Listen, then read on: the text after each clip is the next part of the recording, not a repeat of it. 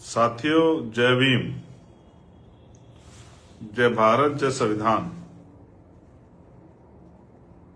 जय मंडल, जय जोहार, जय लोकतंत्र, जय विज्ञान, जय मानवता। आज का ये विशेष लाइव कुछ महत्वपूर्ण जानकारियों के लिए है। तो इतना आप सब लोग जुड़ेंगे, इतना मैं उन तमाम महापुरुषों को याद करूंगा जिन महापुरुषों ने इस देश में लोकतंत्र, मानवतावादी सोच, कमजोर वर्गों में हक वंचित समाज के अधिकारों के लिए संघर्ष और स्वाभिमान सम्मान का दीपक जलाया। उन तमाम महापुरुषों को मैं याद करूंगा। मैं महामानव तथागत बुद्ध, जगत गुरु सतगुरु रविदास जी, गुरु नानक देव, गुरु कबीर, गुरु वाल्मीकि जी,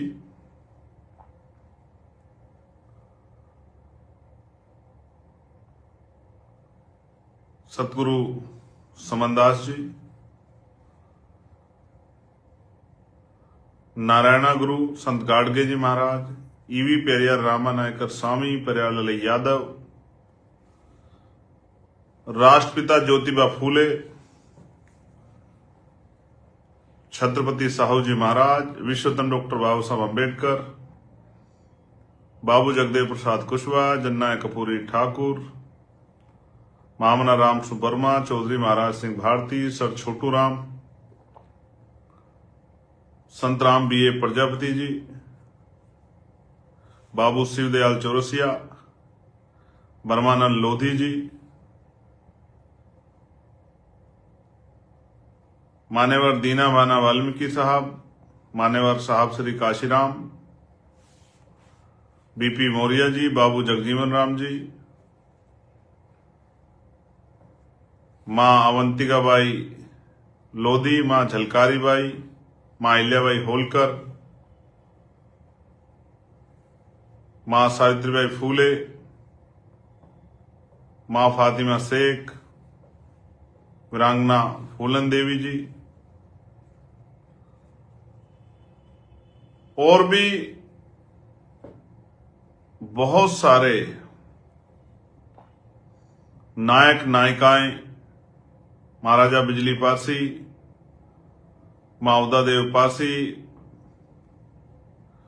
महाराजा लाखिन पासी,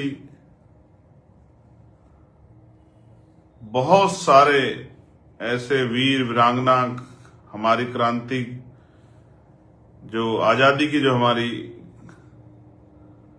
क्रांति की ज्योतियां थी, वीर थे, वीरांगनाएं थी, अमर शहीद है, मैं उन सबको भी याद करता हूं। शहीद आजम सरदार भगत सिंह जी, सरदार उधम सिंह जी, सरदार करतार सिंह सराभा जी, चंद्रशेखर आजाद जी, राजगुरु जी, सुखदेव जी, राम प्रसाद बिस्मिल जी, तमाम उन महान नायकों को जिन्होंने इस देश के लिए, इस देश की आजादी के लिए बड़ा संघर्ष किया है, अपने प्राणों के बलिदान दे दिए, जेलें काटी, जुल्म सहे। प्यारे साथियों, आज का ये विशेष लाइव दो विषयों को लेकर है। उत्तर प्रदेश में हम 5 से 6 महत्वपूर्ण कार्यक्रम की तरफ बढ़ रहे हैं। पहला कार्यक्रम हमने 26 नवंबर को मुजफ्फरनगर में किया, जिसमें ऐतिहासिक जन सैलाब उमड़ा। माए, बहनें, बुजुर्ग, नौजवान साथी, बच्चियां, तमाम लोग आशीर्वाद देने के लिए आए और उन्होंने आजाद समाज पार्टी, भीम आर्मी के लोगों को राजनीतिक रूप से शक्ति देने के लिए अपनी उपस्थिति दर्ज कराई। इसके बाद जो अगला कार्यक्रम है वो आगरा में 25 जनवरी को एक ऐतिहासिक स्थल पे, मेरे लिए ये कार्यक्रम अति महत्वपूर्ण कार्यक्रम है, क्योंकि ये वो स्थान है जहां एक कार्यक्रम है जहां डॉक्टर बाबा साहब अम्बेडकर पहुंचे थे और उन्होंने अपनी तकलीफ, अपनी पीड़ा का इजहार अपने हक वंचित समाज से किया था। ये वही स्थान है जहां, जिस स्थान पर बाबा साहब अम्बेडकर की आंखों से आंसू आए, उन्होंने अपने दर्द को समाज के बीच साझा किया और वहां से क्रांति के बीज पैदा हुए। इसलिए इस कार्यक्रम की महत्ता मेरे लिए बहुत अधिक है। 70 साल बाद 18 मार्च 1956 को बाबा साहब अम्बेडकर ने वहां से अपनी बात रखी थी और 25 जनवरी 2026 यानी कि लगभग 70 साल बाद, मैं तो एक छोटा सा सिपाही हूं, कमजोर वर्गों का एक पहरेदार हूं, उनके अनुयायी के रूप में मैं इस बात को, और जो मेरे मन में बात है, जो आज की परिस्थिति में मैं महसूस करता हूं, उस बात को मैं अपने हक वंचित, कमजोर, शोषित, पीड़ित समाज के बीच में रखूंगा।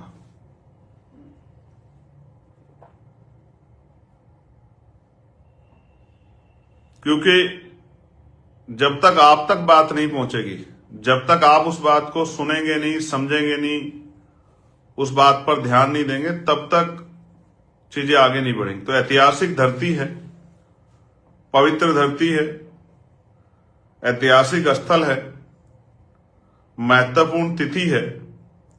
कार्यकर्ताओं का, पार्टी के, संगठन के लोगों का बड़ा संघर्ष है। मैं लगातार देख रहा हूं जिस तरह से कार्यक्रम को सफल बनाने के लिए प्रयास किए जा रहे हैं। मैं वहां की पूरी टीम की, उस मंडल की पूरी टीम की, उनके प्यार, सहयोग का बहुत बहुत धन्यवाद करता हूं। और मुझे आशा है, विश्वास है कि तमाम बाधाओं को पार करके, जो कोशिश अक्सर विरोधी करते हैं, उन सबको पार करके आप अपने कार्यक्रम को ऐतिहासिक रूप से सफल बनाएंगे। मुझे हमारी पार्टी के प्रदेश के नेतृत्व पे, मंडल, जिलों, विधानसभा और आखिरी पायदान पे जो बूथ के हमारे कार्यकर्ता, उनकी मेहनत पर भरोसा है।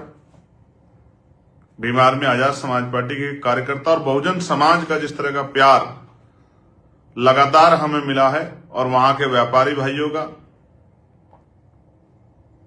वहां के अधिवक्ता साथियों का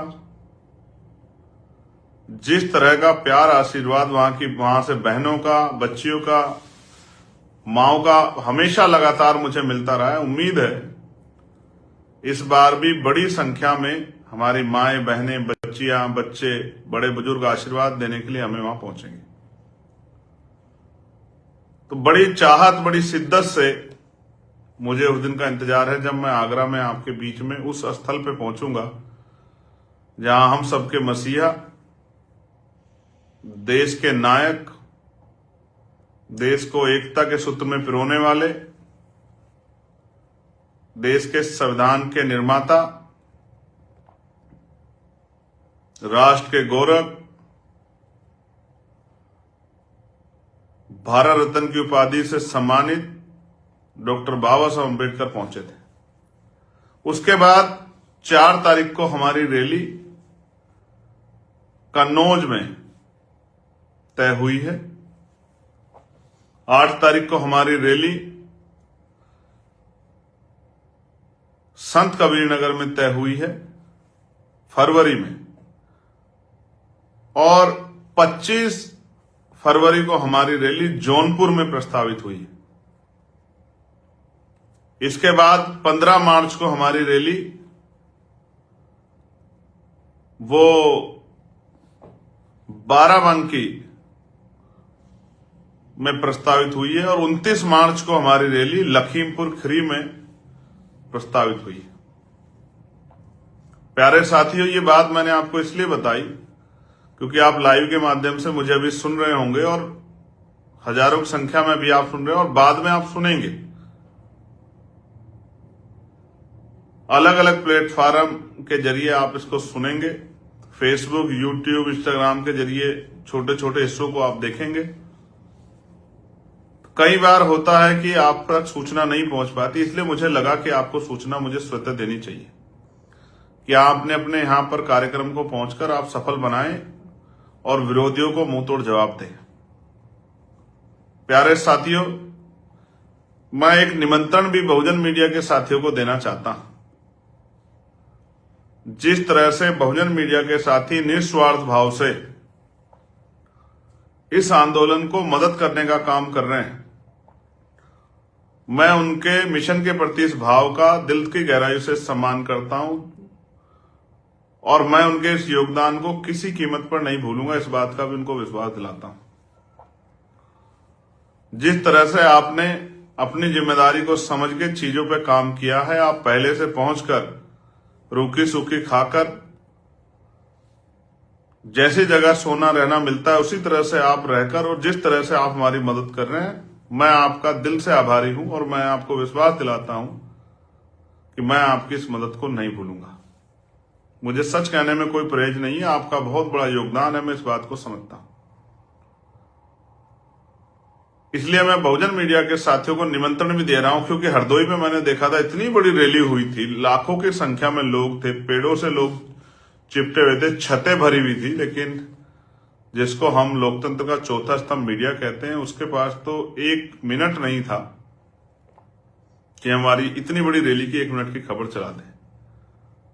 इससे स्पष्ट होता है कि भारतीय मीडिया में का एक बहुत बड़ा हिस्सा लोकतांत्रिक व्यवस्था को नहीं मानता, संवैधानिक व्यवस्था को नहीं मानता। वो खबर दिखाने के साथ साथ खबर छिपाने का भी शायद जो है काम करता है। ये लोकतंत्र पे एक बहुत बड़ा हमला है। इसलिए मैं बहुजन मीडिया के साथियों को भी धन्यवाद करूंगा कि जिस तरह से उन्होंने एक अल्टरनेट मीडिया तैयार किया है, अपने बहुजन समाज के नेताओं को आत्मनिर्भर बनाने का प्रयास किया है। मैं उनका ये प्रयास सराहनीय है और उनको इसके लिए बधाई जरूर दी जानी चाहिए। प्यारे साथियों, बहुत महत्वपूर्ण बातें आपसे करनी है। आगरा में आपसे मुलाकात होगी। आशा और उम्मीद कि आप इस पर ध्यान देंगे और मजबूती से इस कार्यक्रम को सफल बनाएंगे। मैं आपका इंतजार करूंगा।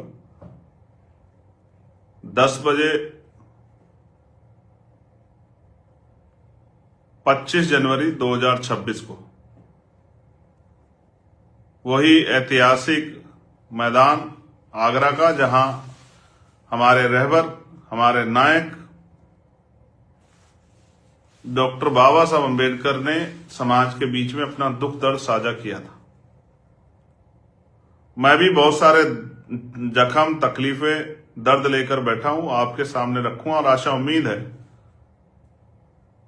कि आप उस बात को सुनेंगे, समझेंगे।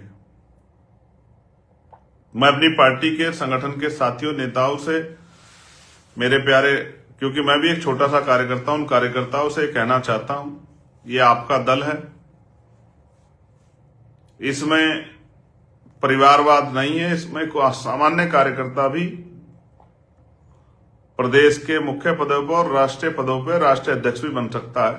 मैं इस बात का आपको विश्वास दिलाता हूं। हम लोकतांत्रिक व्यवस्था को मानने वाले लोग हैं और इसमें SC, ST, OBC तमाम वर्गों के लोग, मुस्लिम, अन्य धार्मिक अल्पसंख्यक, सिख, जैन, ईसाई, बौद्ध, तमाम साथियों के लोगों को हमारे यहां उसके संघर्ष के आधार पे, पार्टी के प्रति उसकी निष्ठा के आधार पे आगे बढ़ने का अवसर जिस तरह से अभी तक मिला, आगे भी ऐसा मिलेगा।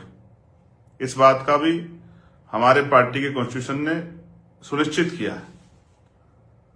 प्यारे साथियों, जो अभी साथी काम कर रहे हैं, मैं उनको दिशा निर्देश के तौर पर कहना चाहता हूं कि वो जाति विहीन समाज बनाने के लिए सबसे पहले खुद को, अपने परिवार को तैयार करें और फिर समाज को तैयार करें। भाईचारा पैदा करें, कमजोर वर्गों में अति पिछड़ी जातियों को जोड़ने का काम करें, उनको जागरूक करने का काम करें, उनको उनकी शक्ति बनाने के लिए ताकत देने का काम करें, उनको दिशा दिखाने का काम करें और कमजोर वर्गों में जातिहीन समाज की जो संकल्प है उसको मजबूत करने का भी काम करें। बड़े पैमाने पे लोगों को दल से जोड़ के अपनी पार्टी की विचारधारा, पॉलिसी को लोगों तक पहुंचाने का काम करें और जो जुल्म, जाति, अन्य अत्याचार हो रहा है कमजोर वर्गों पे उसको रोकने का काम करें। ये तभी संभव है जब दिशा निर्देश देने वाले हाथ की जो कलम है वो आपके हाथ में होगी। इसलिए लोकतंत्र में सरों की कीमत है, हमें सरों को जोड़ के ताकत बनानी है। इसलिए हमें घर से निकल के मेहनत करके लोगों को बड़े पैमाने पर तैयार करना होगा। आपने मुझे सुना और बाद में भी आप सुनेंगे। मैं आप सबको धन्यवाद देता हूं इस प्यार के लिए, सहयोग के लिए, आशीर्वाद के लिए। और आप तमाम अपनी पार्टी के नेताओं, कार्यकर्ताओं, पदाधिकारियों से ये अपील करना चाहता हूं कि अपने अपने कार्यक्रमों को सफल बनाएं मजबूती से और भविष्य में जो 2027 है उसके लिए कमर कस लें, अपने आप अपनी ताकत बना के उत्तर प्रदेश की सत्ता अपने हाथों में लें और तमाम लोगों को, सभी जाति धर्मों के लोगों को जो व्यवस्था, पॉलिसी बना के जो है व्यवस्था बनाकर जो लोगों के आंसू पूछने का काम करना, उस काम को करें। आज उत्तर प्रदेश में क्या हाल है आप देख रहे हैं, किस तरह से भाई सोनू कश्यप को जिंदा जला दिया गया। आप महसूस करके देखिए, ये झूठ बोलने वाले लोग, झूठे भाईचारे की बात करने वाले लोग, इनका एक संगठन भाई सोनू कश्यप के को न्याय दिलाने के लिए नहीं खड़ा हुआ। जो भाईचारे की बात करते हैं, ये बांग्लादेश के लोगों पे रोते हैं। बांग्लादेश के लोगों को, जहां ये रहते नहीं हैं, जहां ये टैक्स नहीं देते हैं, जहां इनका आना जाना नहीं है, जहां इनकी जमीन संपत्ति नहीं है, जहां इनका लेन देन नहीं है, शादी ब्याह नहीं होते, व्यवहार नहीं, वहां के लोगों को अपना बना के ये देश का माहौल तो खराब करते हैं, सवाल पूछते हैं। लेकिन जब देश में यहां दिल्ली से 100 किलोमीटर दूर पे भाई सोनू कश्यप को जिंदा जला दिया जाता है, तब इनके मुंह से आवाज नहीं निकलती। तब ये सारे संगठन मौन व्रत धारण कर लेते हैं, क्योंकि वहां इनका एजेंडा फिट नहीं बैठ रहा होता है, क्योंकि वहां आरोपी मुसलमान नहीं होता है, वहां आरोपी जिसको टारगेट करके देश का माहौल खराब कर सकते वो नहीं होता है। मैंने भी और मैं अपने लोगों से जा कहूंगा कि ये इनकी असलियत को देखें कि कपसाड़ में जब आपकी बच्ची को बेइज्जत किया गया, उसको ले जा लिया गया अपहरण करके और उसकी मां को जो है उसकी हत्या कर दी गई, तो किस तरह का माहौल इन्होंने अपने चैनलों पे बैठ के और छोटे छोटे यूट्यूब चैनल पे इंटरव्यू देके किस तरह से आपकी अस्मिता से खेलने का काम किया। ये बात मैं गांव गांव जाके अपने लोगों को बताऊंगा, जो बहुजन समाज के लोग, और फिर मेरे जैसे चुने हुए जनप्रतिनिधि को अपने उस पिछड़े अति पिछड़े परिवार से, जो मेरी मां और वो बहन जो इंतजार कर रही थी कि भाई आके हमें न्याय दिलाएगा, उससे मिलने नहीं दिया। मेरे बाद वहां भाजपा और तमाम दलों के लोग गए, लेकिन ऐसा पता नहीं क्या था कि मेरे जाने से क्या होता। जब मैंने परिवार को अपने पास बुलाने की कोशिश की, 300 मीटर से पुलिस को खींच के लेगी परिवार को। ये है आपके भाईचारे की सच्चाई। ये वो भाईचारा है जो सुबह शाम हमारे अधिकारों के खिलाफ पंचायतें करता है, सम्मेलन करता है, जन जागरण अभियान चलाता है। हमारे ही जो इनको भाईचारे की बात करते हैं, हिंदू भाईचारे, इन्हीं लोगों को दलित पिछड़ों के अधिकारों के खिलाफ आरक्षण से लेकर तमाम चीजों पे जो है रोज गाली देने का काम करता है। ये वही भाईचारा, इसको भी हमारे लोगों को समझना चाहिए। और ये भाईचारा जब अपने लोगों का नहीं हुआ तो आपका क्या होगा। किस तरह से शंकराचार्य स्वामी अविमुक्तेश्वरानंद को किस तरह से उनके जो अनुयायियों किस तरह अपमानित किया गया। हालांकि मेरा स्पष्ट जो है वैचारिक विरोध है, उनसे मतभेद है, वैचारिक मतभेद है, क्योंकि वो भी इंसान है और मैं कॉन्स्टिट्यूशन को मानने वाला व्यक्ति हूं। आर्टिकल 25-26 का सम्मान करता हूं, धार्मिक आस्थाओं का सम्मान करता हूं। आप देखिए किस तरह से चोटी पकड़ पकड़ के किस तरह से खींचे गए। ये इस सरकार के अगर अहंकारी तानाशाही नीतियां नहीं है उत्तर प्रदेश सरकार की, तो क्या है? किस तरह से चोटी पकड़ पकड़ के जो है उनके अनुयायियों को खींचा गया, किस तरह से उनको अपमानित किया गया। मैं उनको जब बोलते